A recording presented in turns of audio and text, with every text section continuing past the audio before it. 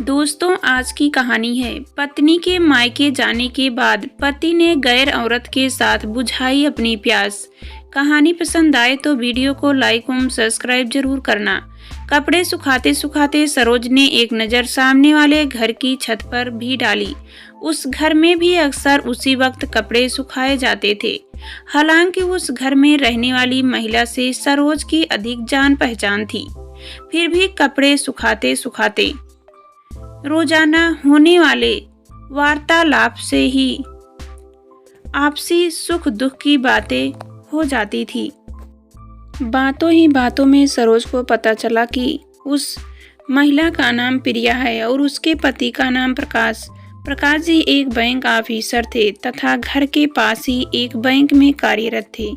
प्रकाश एवं प्रिया की एक छोटी बेटी थी। पाखी छोटा सा खुशहाल परिवार था। छुट्टी के दिन वे अक्सर घूमने जाते थे। प्रकाश जी बहुत ही सुंदर एवं हंसमुख स्वभाव के थे। यह सरोज को भी नजर आता था, पर प्रिया स्वयं ही सदा उनकी तारीफों के पुल बांधा करती थी। देखिए ना भाभी जी आए, आज ये फिर मेरे लिए नई साड़ी ले आए। मैंने तो मना किया था पर माने ही नहीं। मेरा बहुत ख्याल रखते हैं ये। एक दिन प्रिया ने बड़े ही गर्व से बताया, अच्छी बात है, सच में तुम्हें इतना हैंडसम, काबिल और प्यार करने वाला पति मिला है। कहा सरोज ने मन ही मन सोचा, काश दुनिया में सभी विवाहित जोड़े इसी प्रकार खुश रहते तो कितना अच्छा होता। एक आदर्श पति पत्नी हैं दोनों। सरोज और प्रिया की बातचीत का मुद्दा अक्सर उनका घर परिवार ही हुआ करता था, जिसमें भी प्रिया की 80% बातें प्रकाश जी की प्रशंसा और प्यार से जुड़ी होती थी। एक दिन प्रिया ने सरोज से कहा, भाभी जी मेरे पापा की तबीयत बहुत खराब है, अब मुझे कुछ दिन उनके पास जाना होगा। मन तो नहीं मानता कि प्रकाश को अकेले छोड़कर जाऊं, पर क्या करूं, मजबूरी है। प्लीज आप थोड़ा इनका ध्यान रखिएगा। खाने पीने की व्यवस्था तो बैंक में ही हो जाएगी, उनकी मुझे कोई चिंता नहीं है, पर हमारा घर सारा दिन सूना रहेगा।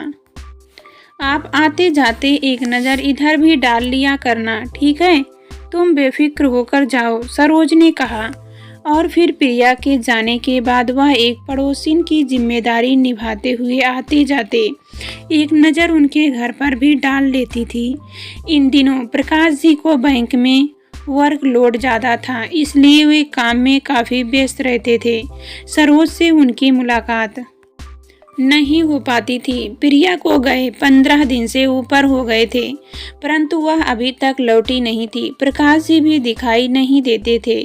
सरोज को चिंता होने लगी थी कि वह कहीं उसके पिताजी की तबीयत ज़्यादा खराब तो नहीं हो गई। पूछे तो किससे, रात को 11 बजे थे। सरोज अपने घर के मेन गेट पर ताला लगाने के लिए बाहर आई तो सामने वाले घर के आगे प्रकाश जी की गाड़ी रुकती दिखी। गाड़ी का दरवाजा खुला और उसमें से एक महिला भी प्रकाश जी के साथ उतरी। अरे, लगता है प्रिया आ गई। सरोज चहकी और आवाज देने ही वाली थी कि उस महिला की वेशभूषा और शारीरिक गठन देखकर रुक गई। नहीं नहीं, यह प्रिया नहीं लगती। प्रिया कभी जींस टॉप नहीं पहनती और ना ही वह इतनी दुबली पतली है। बालों का स्टाइल भी प्रिया से बिल्कुल अलग है। यह प्रिया नहीं कोई और हो, सोचकर सरोज दरवाजे को ओट में छिपकर खड़ी हो गई। उसने देखा कि प्रकाश जी ने उस महिला को घर के अंदर चलने का इशारा किया और फिर दोनों घर के अंदर चले गए हों। हो सकता है यह प्रकाश जी के बैंक की सहकर्मचारी हो, किसी काम की वजह से आई हो। सरोज ने सोचा, पर रात को 11 बजे ऐसा क्या काम है, कहीं कोई गड़बड़ तो नहीं। सरोज को बड़ा अटपटा सा लग रहा था। इसी सोच में उसे सारी रात नींद नहीं आई। सिर भारी होने के कारण वह अगले दिन सुबह जल्दी उठ गई ताकि चाय बनाकर पी सके। बाहर से अखबार ले आती हूँ, 6 बजे तक आ ही जाता है, सोचकर सरोज बाहर बरामदे में निकली तो प्रकाश जी को उसी महिला के साथ घर से बाहर निकल गाड़ी की ओर बढ़ते देखा। अचानक प्रकाश जी की नजरें सरोज की नजरों से मिली और तछड़ ही झुक भी गई। मानो उनकी कोई चोरी पकड़ी गई हो। वे चुपचाप गाड़ी में बैठ गए, साथ ही में वह महिला भी। शायद वे उसे छोड़ने जा रहे थे। सरोज का भ्रम सही था। बाप रे, कितना बहरूपिया है यह आदमी। दिखाने को तो अपनी पत्नी से इतना प्रेम करता है और उसके पीछे यह गुल खिला रहा है। सरोज मन ही मन बुदबुदाई। सरोज मन ही मन सोचने लगी कि पूरी रात यह औरत प्रकाश जी के साथ घर में अकेली थी। सच, इस दुनिया में किसी पर भरोसा नहीं किया जा सकता। अरे, इससे अच्छे तो वे पति हैं जो भले ही अपनी बीवियों से दिन रात लड़ते रहते हों, पर दिल से प्रेम करते हैं। ये सब सोचते सोचते सरोज अंदर आ गई। अखबार लाकर मेज पर पटक दिया। अब न तो उसकी रुचि अखबार पढ़ने में रही थी और न ही चाय पीने की इच्छा रही थी।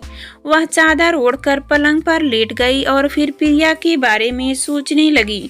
कितनी मासूम है प्रिया।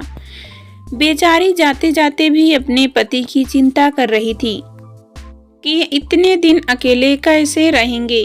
पर यहाँ तो अलग ही मंजर है। लगता है प्रकाश जी तो इसी दिन का इंतजार कर रहे थे। आने दो प्रिया को। यदि इन बाबूजी की पोल न खोली तो मेरा नाम भी सरोज नहीं।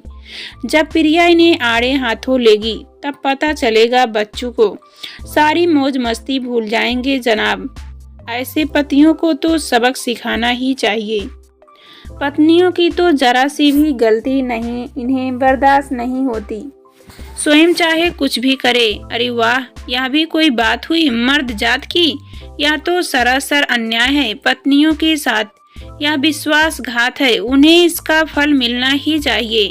सोचते सोचते सरोज को फिर नींद आ गई। रविवार का दिन था। सरोज ने बालों में शैम्पू किया था तथा साथ में कुछ कपड़े भी धो लिए थे। वह बाल खुले छोड़कर छत पर गई ताकि धूप में बाल भी सूख जाए तथा कपड़े भी। अदतन उसकी नजर फिर सामने वाली छत पर पड़ी। आज वहां भी कपड़े सूख रहे थे। यानी प्रिया आ गई है। मुझे उनसे मिलकर आना चाहिए। जाकर उसके पिताजी का हालचाल भी पूछ लूं तथा उसके पीछे से उसके पति ने जो कारनामा किया है उसकी भी जानकारी बातों ही बातों में उसे दे दूं ताकि वह आगे से सतर्क रहे। यह सोचकर सरोज प्रिया के घर चल दी। सरोज को प्रिया बाहर ही मिल गई। नया सलवार कुर्ता पहन रखा था तथा हाथ में हैंड बैग भी था। लगता था कहीं जाने की तैयारी है। प्रिया, कब आई तुम? कैसे हैं तुम्हारे पापा? सरोज ने पूछा। आज सुबह ही। पापा की तबीयत ठीक है इसलिए चली आई। स्कूल भी तो मिस हो रहा था पाखी का। इधर इनके फोन पर फोन आ रहे थे कि जल्दी आओ जल्दी आओ, तुम्हारे बिना मन नहीं लग रहा। सच भाभी जी, ये तो मेरे बिना रह ही नहीं सकते, इसीलिए तो चली आई, वरना कुछ दिन और रह लेती।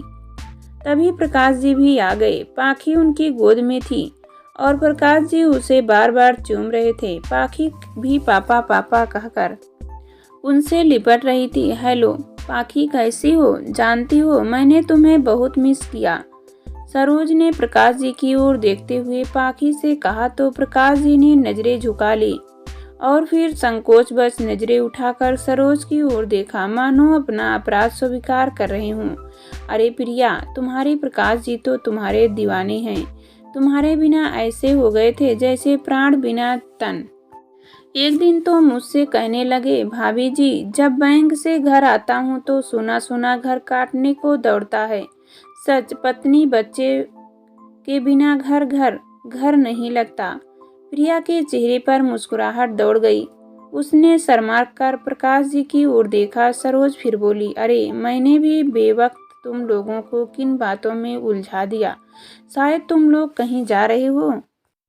बहुत दिन हो गए प्रकाश जी को अकेले बोर होते हुए। हाँ, मूवी देखने जा रहे हैं। लौटते समय किसी रेस्टोरेंट में पिज्जा खाएंगे। प्रिया और पाखी को बहुत पसंद है। प्रकाश जी ने गाड़ी का दरवाजा खोलते हुए कहा। उनकी आंखों में सरोज के प्रति कृतज्ञता झलक रही थी। प्रिया और पाखी गाड़ी में बैठ गई तथा प्रकाश जी ने गाड़ी स्टार्ट कर दी। आज तो सरोज प्रिया को बिना कुछ कहे घर लौट आई थी, पर अब उसने यह निर्णय भी ले लिया था कि वह प्रिया को उस दिन के बारे में कभी कुछ नहीं बताएगी, क्योंकि उसने महसूस किया कि यदि वह ऐसा करेगी तो यह प्रकाश जी के लिए तो अपमानजनक होगा ही, प्रिया को भी उससे आघात ही पहुंचेगा। सरोज को लगा कि यदि प्रकाश जी की इस तनिक सी बेवफाई पर पर्दा ही पड़ा रहने दिया जाए तो उचित होगा।